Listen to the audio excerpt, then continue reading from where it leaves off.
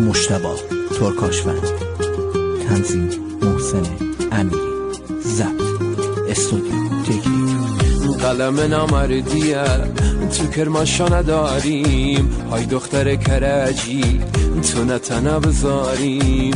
راحت نیامدی گلم که راحت بری عدلم، من درون رنده شدم اینه که شرمنده شدم. تا تو میای پیشم من از زمین کنده میشم، میام تو نبغل کنم یه دفعه شرمنده میشم.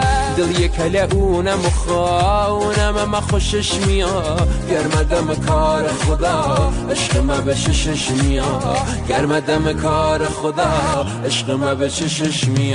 تو کرجی ملکم مقابل تو فلکم، تو آدمی آفری خیلی وقت تو شکم. آی کرجی مشری مایه نگیر سرسری، دختر تکبر نواشه به شش میگن پادری، دختر تکبر نواشه به شش میگن پادری.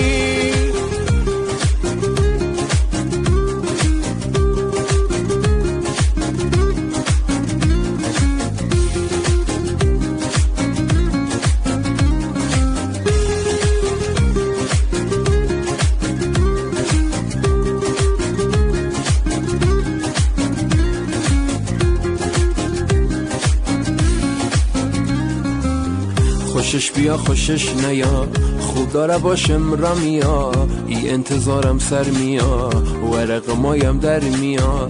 دل و سینه مسوخته کیه بشه چش دوخته، ای دل ما بره ای تو زندگی شه فروخته. تا او میگه سلام بشم تمام میشه کشمکشم، تا دست میذاره تو دستم سیاه میشه جلوی چشم. ایلک کنگاوری افتاده در بدری، ای کرجی چه میشه جانم بگذری، ای کرجی چه میشه جانم بگذری. تو کرجی ملکم مقابل تو فلکم، تو آدمی آفری خیلی وقت تو شکم. ای کرجی مشری مایه نگیر سرسری، دختر تکبر نواشه به شش میگن پادری، دختر تکبر نواشه به شش میگن پادری.